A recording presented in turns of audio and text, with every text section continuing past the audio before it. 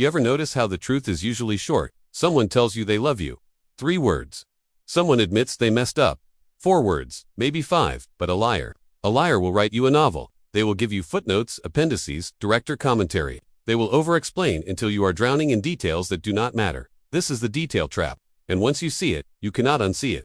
Liars think more information equals more believable. They think if they can flood you with enough specifics, enough tiny observations, enough random facts, that the sheer weight of it all will bury your suspicion. But here is the thing. Truth does not need a defense lawyer. Truth just exists. It sits there, calm, unbothered. Lies. Lies need scaffolding. They need support beams and backup generators and contingency plans. When someone is lying to you, they are not just trying to convince you. They are trying to convince themselves. Every extra sentence is another brick in the wall they are building between reality and the story they need you to believe. They are terraforming your perception of them in real time, and the detail trap is their main tool. Think about it. You ask your friend where they were last night. If they were actually at home, they say, "I was at home." Done. Clean. But if they were somewhere they should not have been, suddenly you get a screenplay. "Oh man, I was at home. You know, just chillin' on the couch. I made some pasta. The kind with the red sauce, not the white one because I ran out of cream last week.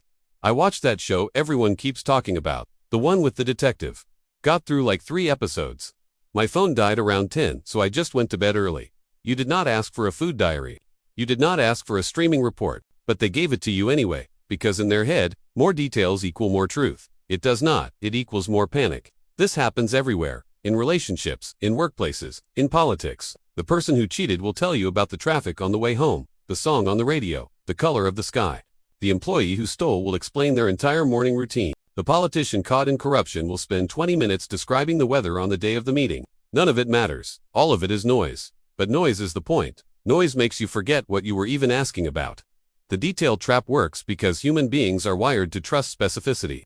We think details equal memory. We think memory equals truth. So when someone gives us a hyper-detailed account of something, our brains relax a little. We think, well, they remember it so clearly. It must be real. But memory and fabrication use the same part of the brain. A liar can visualize a fake scenario just as vividly as you remember a real one. Maybe more vividly, because they have rehearsed it. And here is the cruel irony. The better the liar, the more emotional the details. They will not just tell you what happened. They will tell you how it felt. They will describe the smell of the rain, the sound of the door closing, the way the light hit the wall. They are not recounting a memory. They are directing a film, and you are the audience they need to convince. But the detail trap has a fatal flaw. It collapses under its own weight. Because human memory does not work like a hard drive. Real memories are messy. They have gaps. They have contradictions. You remember the big stuff and forget the small stuff. Or you remember a random small thing and forget everything else. That is how memory actually works. It is selective. It is flawed. It is human. But a liar cannot afford gaps. Gaps are where doubt lives. So they fill every space. They answer questions you did not ask. They preemptively defend against accusations you did not make. And in doing so, they reveal themselves. You see this in interrogation rooms all the time. Detectives do not even have to push that hard. They just let the person talk. And talk, and talk. Because guilty people cannot stop talking. Innocent people get annoyed. They get frustrated. They say, "I already told you, I was at home," and then they shut up. Guilty people keep going. They keep adding. They keep building. The detail trap is a compulsion. It is not strategy. It is desperation dressed up as confidence. And we fall for it. We fall for it because we want to believe people. We want to trust that when someone looks us in the eye and gives us a detailed, emotionally rich story, that it must be true. But the detail trap is not about truth. It is about control. The liar is trying to control the narrative before you even have a chance to question it. They are front-loading your doubt with information. They are buying your belief with bulk data. But here is what they do not realize.